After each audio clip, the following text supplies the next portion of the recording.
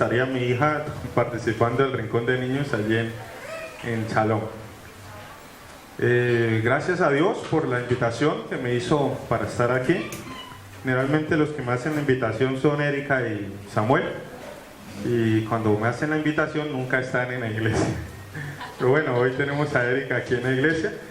Vamos a orar. Dice un adagio popular que de pie ante los hombres, de espaldas ante el mundo, pero de rodillas ante Dios. Vamos a hacerlo de rodillas.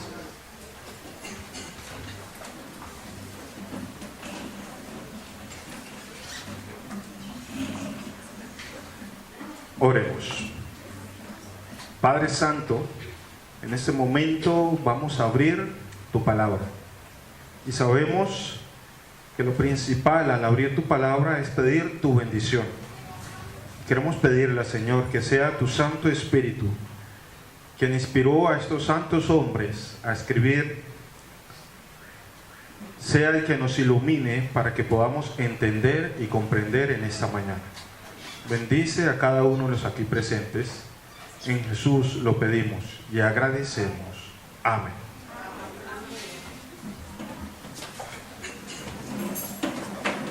Bien, ¿recuerdan cuál era o cuál fue el himno inicial?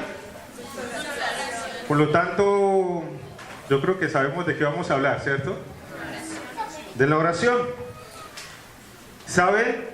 Durante mis 35 años de existencia he tenido mis altibajos espirituales y he ido avanzando, y a veces como el cangrejo avanzo pero en sentido inverso. Así que me preguntaba qué me falta o qué hace de que no pueda avanzar continuamente, sino a veces retroceda. Y haciendo una retrospectiva en mi vida, me encuentro que me gusta mucho leer, estudio bastante, leo bastante, pero no me gusta mucho orar. Oro poco. Así que cuando preparaba este tema, el Señor me decía: tu problema es que oras poco. Como oras poco, por eso tienes esos retrocesos. Así que hoy quiero hablarles sobre esa experiencia que debemos tener. El título del tema es Hablando con mi Padre. Y es que tenemos que tener en cuenta esto, que orar es hablar ¿con quién? No con Dios, con mi Padre.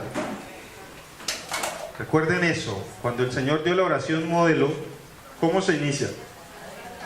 Dios altísimo, glorioso, que tienes potestad sobre... ¿Sí? Él usa una palabra y es Padre. ¿Sí? Padre nuestro.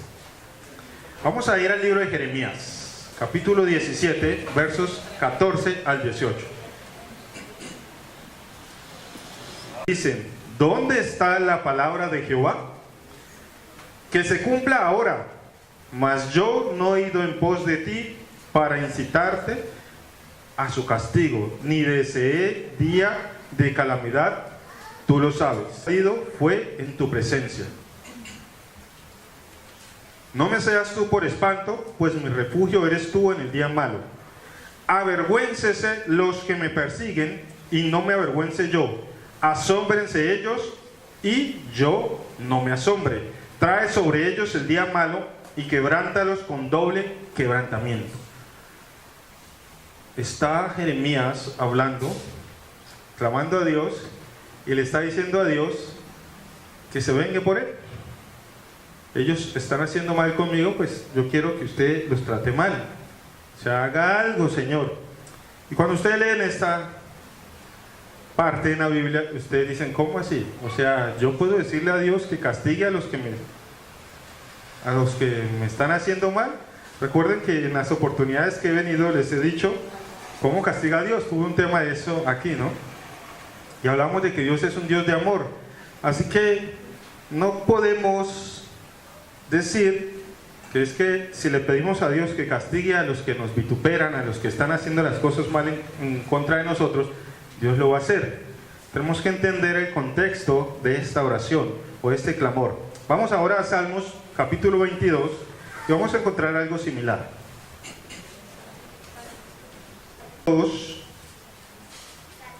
versículos 1 en adelante. Dice así: Dios mío, ¿por qué me has desamparado? ¿Por qué estás tan lejos de mi salvación y de las palabras de mi clamor? Dios mío, clamo de día y no respondes, y de noche y no hay para mí reposo. Pero tú eres santo, tú que habitas entre las alabanzas de Israel. En ti esperaron nuestros padres, esperaron y tú los libraste. Clamaron a ti y fueron librados. Confiaron en ti y no fueron avergonzados.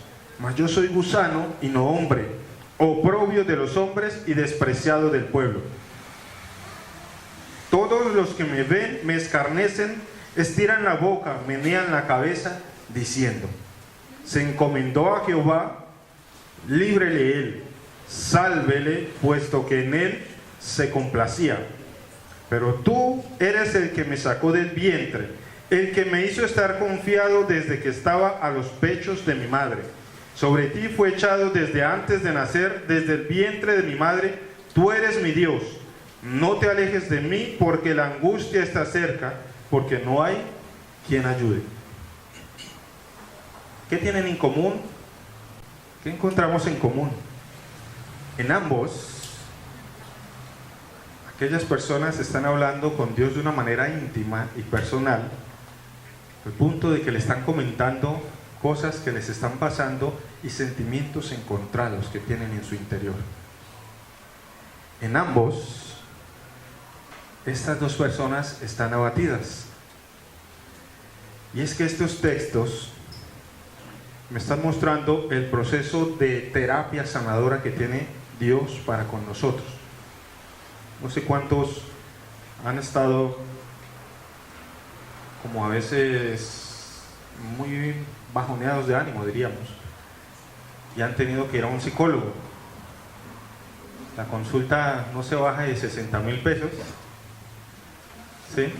Y es barata.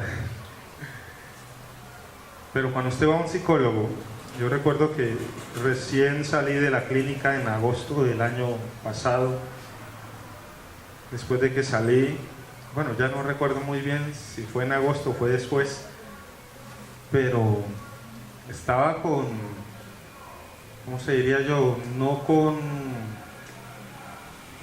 muy alegre, sino muy taciturno.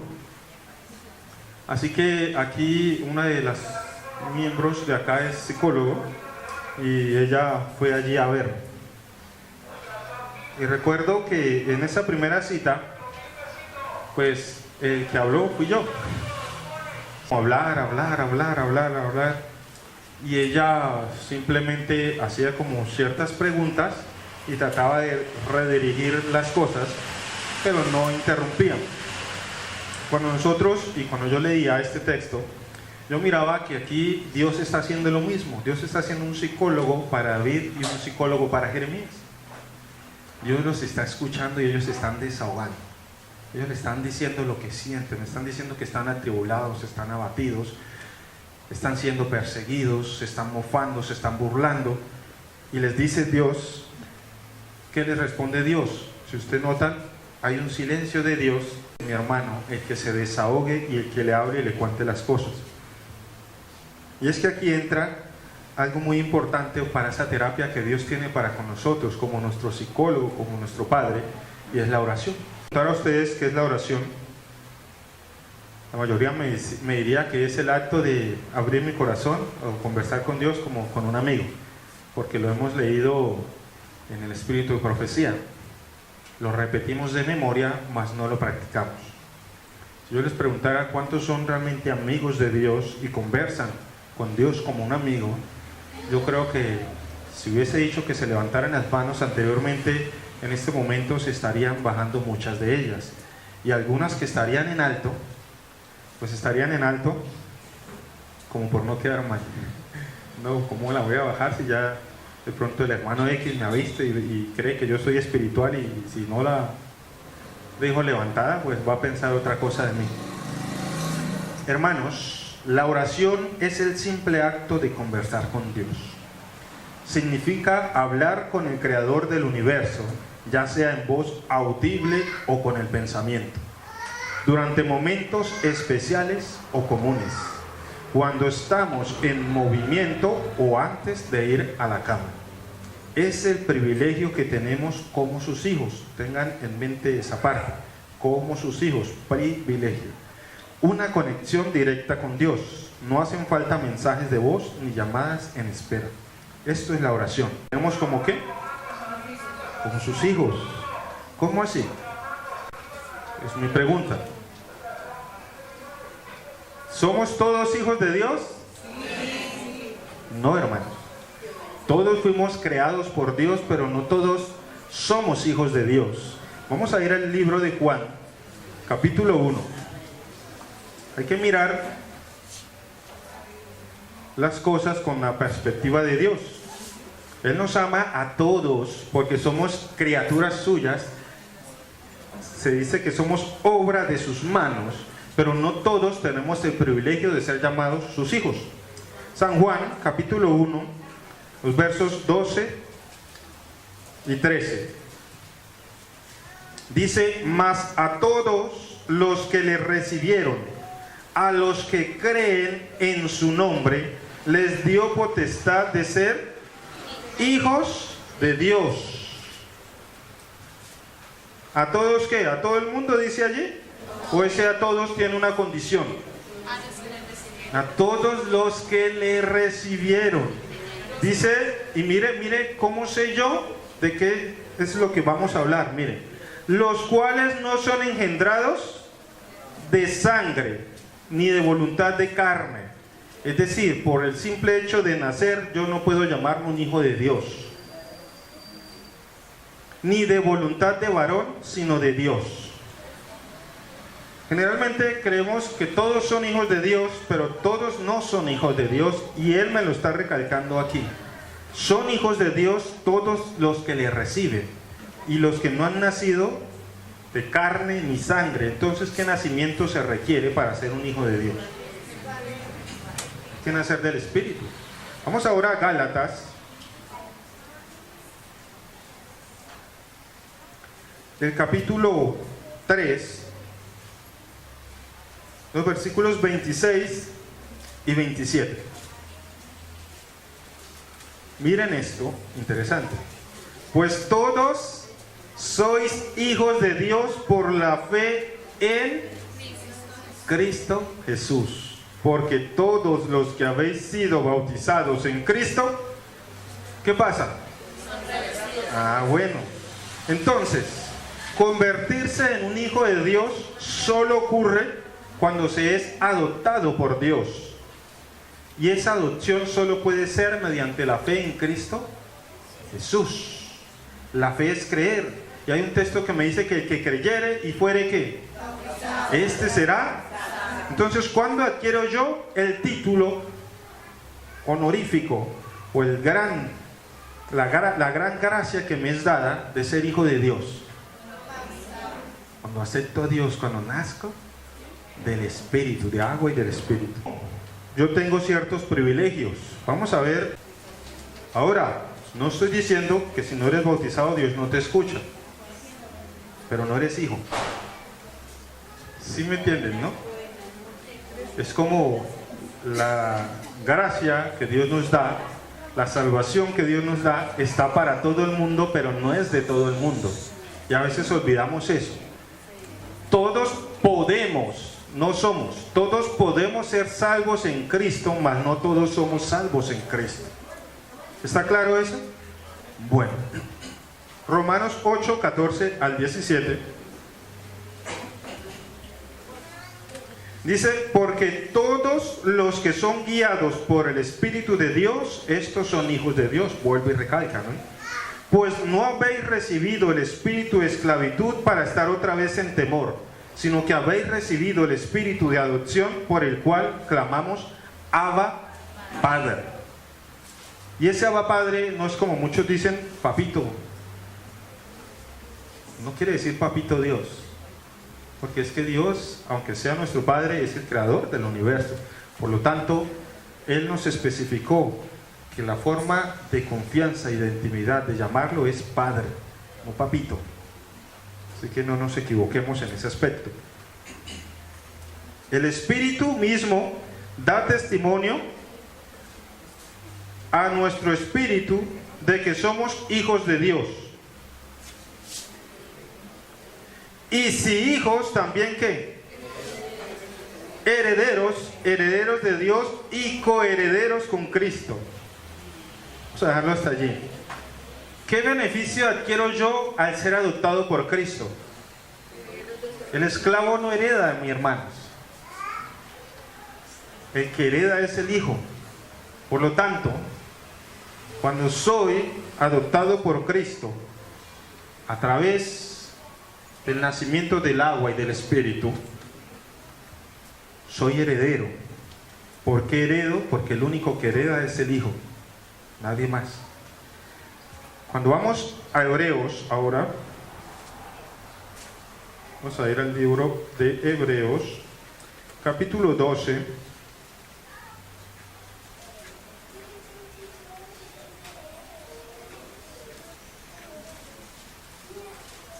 Vamos a ver que ahora que somos hijos, tenemos un trato diferente por parte de Dios. Dice, considerad aquel que sufrió. 12 versos 3 al 11.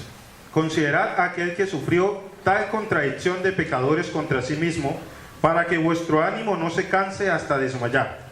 Porque aún no habéis resistido hasta la sangre, combatiendo contra el pecado. Y habéis ya olvidado la exhortación que como a hijos se os dirige, diciendo, Hijo mío, no menosprecies la disciplina del Señor, ni desmayes cuando eres reprendido por Él. Porque el Señor al que ama, ¿qué? Y azota a todo el que recibe por hijo. Cuando usted adquiere el título de hijo de Dios, la adopción de hijo, también adquiere ciertos deberes. Y entonces, ahora viene algo que se llama la disciplina de nuestro Dios. Si soportáis la disciplina, Dios os trata como a hijos, porque ¿qué hijo es aquel a quien el Padre no disciplina? Es decir, padres, que si alguno de ustedes no disciplina a su hijo, ese niño que usted tiene allí no es su hijo. Pero si se os deja sin disciplina, de la cual todos han sido participantes, entonces sois, ojo, ¿qué dice ahí? Bastardos y no hijos. Si quieren a sus hijos, hay que corregirlos. Corrección no siempre significa la vara. Hay que entender eso también. Por otra parte, tuvimos a nuestros padres terrenales que nos disciplinaban y los venerábamos. ¿Por qué no obedeceremos mucho mejor al Padre de los Espíritus y viviremos? Y aquellos ciertamente por pocos días nos disciplinaban como a ellos les parecía. Pero para lo que nos es provechoso, para que participemos de su santidad. Es verdad que ninguna disciplina al presente parece ser causa de gozo, sino de tristeza, pero después da fruto apacible de justicia a los que en ella han sido ejercitados. No sé si se han dado cuenta que Dios no disciplina a los incrédulos. ¿Sí lo entendieron o no? Dios no castiga al incrédulo. El incrédulo se gana lo propio suyo. Y generalmente cuando usted mira el castigo de un padre no es para destrucción, sino para redención. Cuando usted mira que el mundo ha recibido golpes, no son para redención, sino para destrucción. Vemos tsunamis, vemos terremotos y vemos muchísimas cosas. Estas cosas no son parte de la forma como Dios desea llamarnos la atención. Porque cuando Dios nos llama la atención no es para destrucción, sino es para corrección, para que nosotros andemos conforme Él quiere que andemos. Ahora, ¿por qué hago hincapié en esto y por qué se habla de que somos hijos? Y quiero que entendamos que somos hijos los que hemos aceptado a nuestro Señor y que tenemos herencia que no tienen los que no le han aceptado. Porque cuando nosotros entendemos el significado de ser hijos y el hecho de que como hijos podamos llamar a Dios Padre, vamos a entender que hay cosas maravillosas en esta palabra llamada Padre. Usted como hijo terreno no le dice padre a cualquiera, ¿cierto? Tal vez hermano, ¿sí? Hay amigos que nosotros queremos mucho y le decimos hermanos o primos, pero padre no le dice usted a cualquiera, porque es un título que se gana con respeto, con sacrificio. Muchos padres, a veces sus hijos no le llaman padres porque no se lo han ganado, diríamos por ahí, porque no han hecho lo que hizo ese Padre Celestial por cada uno de nosotros. Ahora, vamos a ir a Hebreos, capítulo 10. Versículo 19. Somos hijos y que Dios, el Altísimo Creador, sea nuestro Padre.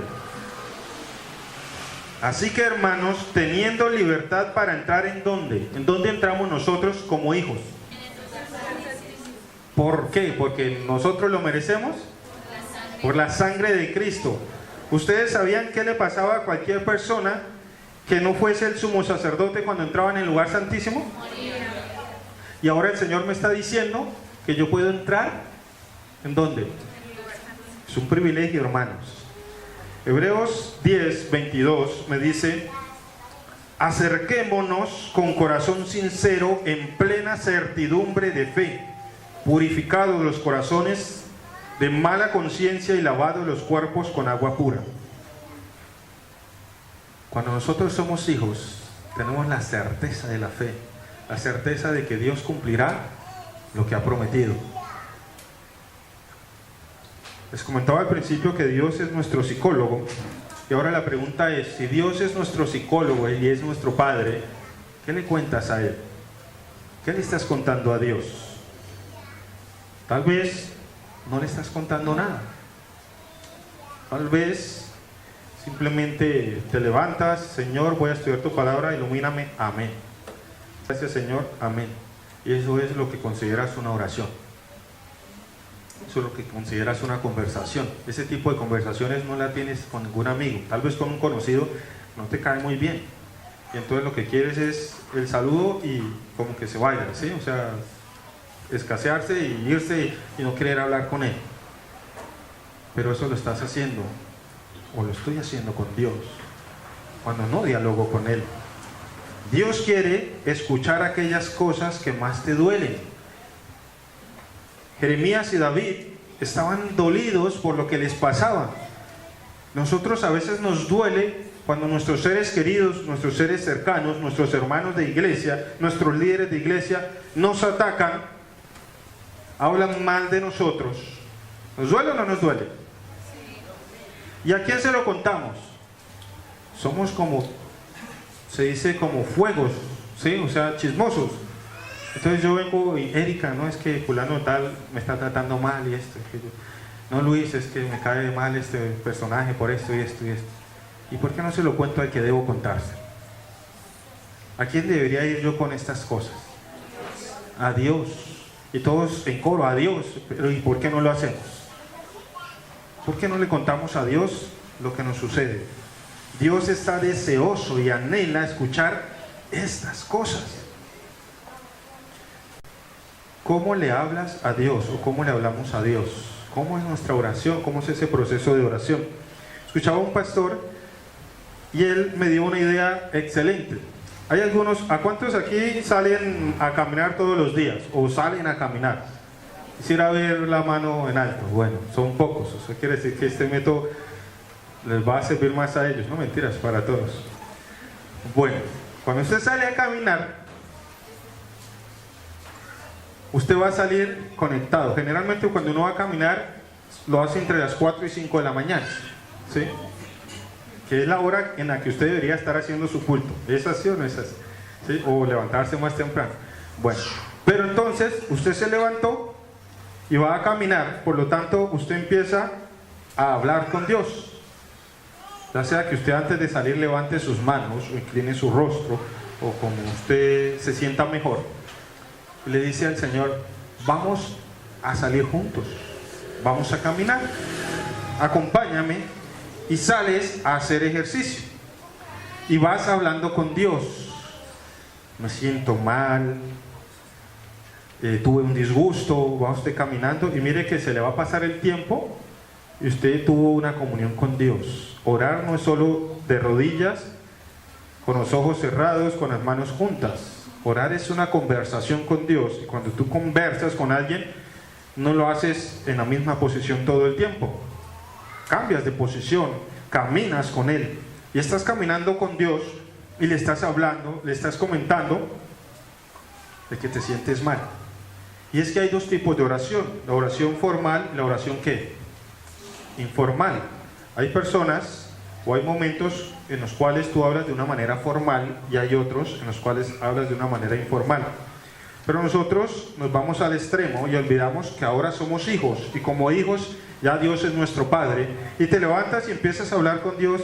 Padre, estoy mal, no tengo energías, me siento atacado, y empiezas así en ese dialogar, y vienes dialogando, y de repente vas a salir de tu casa y le dices: un momento, espera, Dios Altísimo, Señor y Creador del universo, voy a salir en estos momentos a trabajar, llévame con tu bendición, amén. Continuemos. ¿Con quién venías hablando? ¿Y qué acabas de hacer? No estabas hablando ya con Él, ¿y por qué ahora estás haciendo esto? O sea, paraste de hablar con Dios para hablar con Dios. ¿Tiene lógica? Y entonces,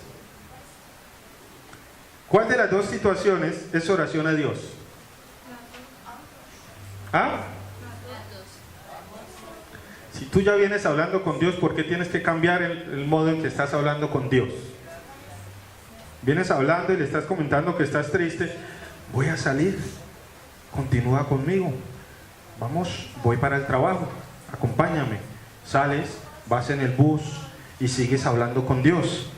Y así de cierta manera, bueno, ahora los que usan Metrolínea no tienen el problema de la música, ¿no? Pero yo recuerdo desde que era niño, y eso fue hace, ¿sí? Que a mí pues la música del mundo no me ha gustado mucho. Hubo una temporada que me gustó cierto tipo de música, pero pues ya la hemos abandonado.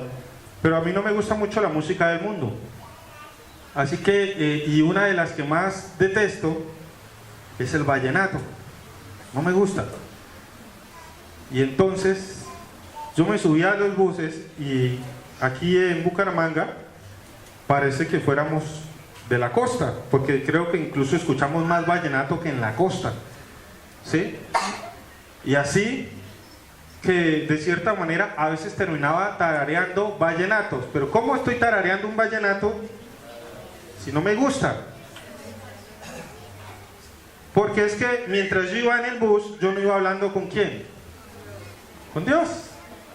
Y si no iba hablando con Dios, ¿qué se iba quedando en mi mente? El vallenato que estaba escuchando.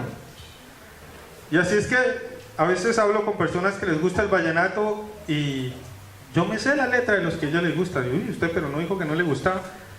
Pues no, pero me lo sé. No sé cómo, pero me lo sé, les digo. Dios está tratando de ser parte de nuestras vidas, y solo puede ser parte de nuestras vidas cuando nosotros hablamos con Él, cuando nosotros tenemos una vida de oración con Él, no solo estudio, porque solo estudiar no sirve. Hablábamos hace un tiempo atrás que vine para escuela sabática que hay 3 cosas que tenemos que tener en cuenta, que es oración, estudio y ¿qué? Testificación. Estas 3 cosas son el pilar. Así como hay Padre, Hijo y Espíritu Santo, si yo no tengo estas 3 cosas, no puedo tener una relación con Dios. Así que si yo solo estudio y testifico, porque se puede testificar sin tener una vida de oración. Ejemplo, como tú procuras comportarte bien, pues ¿qué van a ver de ti? Que eres una persona buena, pero por dentro no tienes comunión con Dios. Tal vez lees la palabra de Dios y si alguien te pregunta, le contestas y le hablas, pero la persona no cree porque no vives a Cristo. ¿Por qué el mensaje cuando lo predicamos no tiene fuerza? Porque es un mero conocimiento formal, un mero conocimiento como de lorito, de repetir, pero yo no sé realmente. ¿Cuándo puedo ir yo a alguien que está sufriendo y que está en cama y que está con una enfermedad terminal y decirle que Cristo lo ama? ¿Cómo le puedo decir yo a esa persona que Cristo lo ama si yo no siento que Dios me ama y si yo no tengo una relación íntima y personal con Él? Jamás podré hacerlo, jamás podré llevar a los pies a alguien si yo no tengo una relación personal con Dios. Y si lo llego a llevar, esa persona se va a salir en un 2x3, porque lo que recibió de mí fue un alimento adulterado. Dios está dispuesto a escuchar cualquier cosa que esté en tu mente. Mira, a veces surgen, no en todos, pero en algunos surgen dudas incluso acerca de Dios, por situaciones que se viven. ¿Por qué no le dices eso a Dios? Mira, Padre, es que en medio de lo que yo estoy viviendo, a veces siento que no existieras.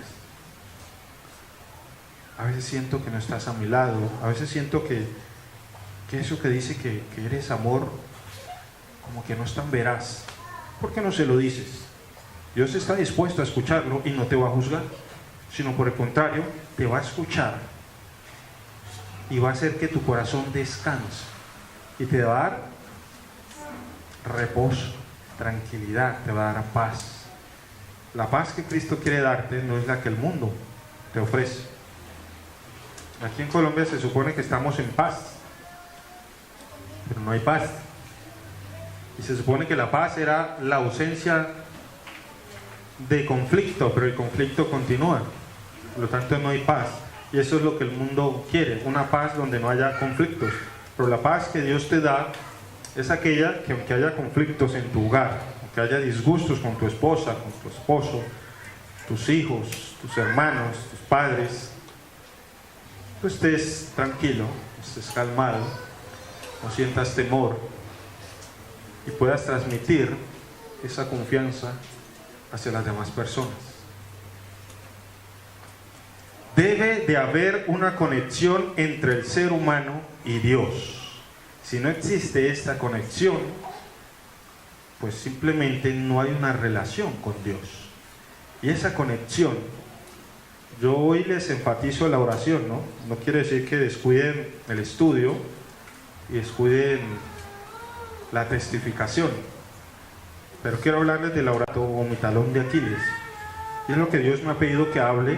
Tal vez para algunos sea relevante, para otros no, pero es lo que Dios quiso que hablara en esta mañana. Ese vínculo con Dios se hace a través de la oración, porque a través de la oración yo derramo mi corazón y yo hablo con Dios. A través del estudio de su palabra, Él habla conmigo, pero solo hablo yo con Él a través de la oración. Y para que haya comunicación, yo tengo que hablar y Dios tiene que hablar. Pero ¿y si yo solo leo la escritura? ¿Solo está hablando quién? Dios, más yo no estoy hablando. ¿Y se puede establecer una amistad con alguien que solo habla y no escucha?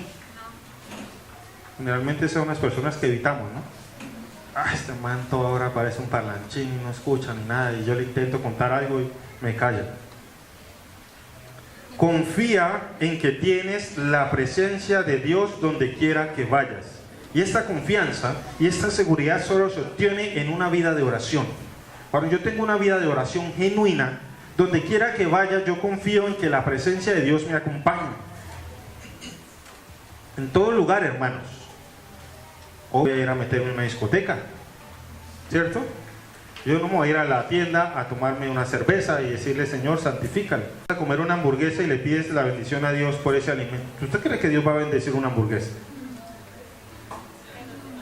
¿Cómo carajos, perdón la expresión, va a bendecir Dios algo que te ha prohibido que comas? ¿Sí? Es algo que te va a dañar. Ay, Señor, bendice los alimentos. Estamos comiendo pizzas allí donde Pati y íbamos a orar. Y ya dice muchachos, dice un muchacho, dice, no oremos. Y yo, ¿por qué? No, pues que es como decirle a Dios que bendiga el veneno que nos vamos a tomar. Así que decidimos no orar al comernos esta pizza, porque hay que ser sinceros, no podemos hablarle a Dios y pedirle que nos ayude en momentos en los cuales estamos haciendo lo que no es. Dice, la comunicación debe ser sencilla. Sencilla es que Él es mi Padre. Sencilla es que cuando usted va a hablar con su Padre, no le dicen, don Hernando, Padre, tú que eres el proveedor de la familia y que eres quien sostiene nuestro hogar, quisiera tener unas palabras contigo. ¿Así se comunican ustedes con su papá? Imagínense entonces cómo se siente Dios cuando usted empieza, tú que moras en las alturas, y luego lo que le tiene que decir es, ayúdame que estoy en problemas. Amén. ¿Crees que Dios tomó esa oración como que realmente estabas hablando y conversando con Él? Yo creo que Dios dijo, bueno, y en fin, ¿qué era lo que quería hablar conmigo? Y se quedó esperando que le habláramos. La oración es sencilla, entre más sencilla mejor. No necesitamos adornarla. A veces alguien se para acá a orar y ora de una manera que, mejor dicho, ni el mejor filósofo griego podría haberlo hecho así, ¿sí? Pero no necesitamos adornar tanto las oraciones.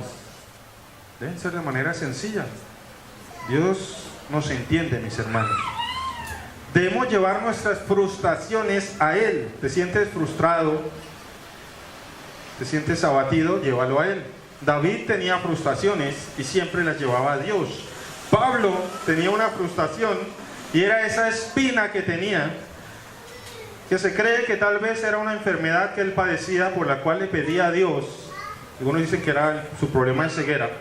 Le pedía a Dios que lo sanara. Y le pedía. ¿Y qué le dijo Dios? Bástate mi gracia, porque en tu debilidad mi poder se perfecciona. Obtenemos lo que pedimos, porque el Señor nos dice, bástate que mi gracia. Hay que también saber escuchar, no solo hablar, porque Dios también requiere que le escuchemos. La gracia es el mérito de ser llamados hijos de Dios, aunque no lo merezcamos. Eso es gracia, que podamos ser llamados hijos del Rey de Reyes y Señor de Señores, aunque no lo merezcamos. ¿Ustedes recuerdan la oración del Getsemaní? ¿Cómo llamó Jesús a Jehová, al Dios altísimo, omnipotente y omnipresente? ¿Cómo lo llamó? Fue algo sencillo, Padre. ¿Sí? Y empezó a hablar con Él. Y miren que el mismo Jesús, Él sabía lo que debía hacer, pero aún así le dice lo que estaba como sintiendo, Padre, si es posible, pasa de mí esta copa, pero hágase tu voluntad.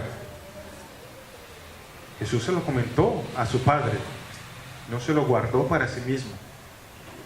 Si es posible, pasa de mí esta copa. En hacerlo, tardamos tanto en empezar a hablar con Dios como un amigo, tardamos tanto en tener una vida de oración. El Señor en esta mañana desea, anhela, te espera, me espera con los brazos abiertos y nos dice, habla conmigo, háblame. Mi hija tiene 5 meses y pues mi esposa ya empezó a trabajar otra vez, alcanzó a trabajar 3 días con niños, ahorita tiene que ir a cumplir un horario. Trabaja con el bienestar en un hogar. Entonces pues tuve a mi hija hasta hace poco tiempo completo en mi casa. No se la llevaran, como que algo me hacía falta. Y cuando ella llegaba de allí del hogar con mi esposa, y yo llegaba y le preguntaba, cuéntame cómo te fue, y empezaba y hagas un y hable, y yo era contento escuchándola, mi rostro enseguida se llenaba de alegría, incluso recordándolo se me ponen los ojos llorosos. ¿Cómo creen que se pone Dios cuando nosotros como sus hijos llegamos a hablar con Él? ¿Feliz? ¿Queremos hacer feliz a Dios? ¿Sí o no?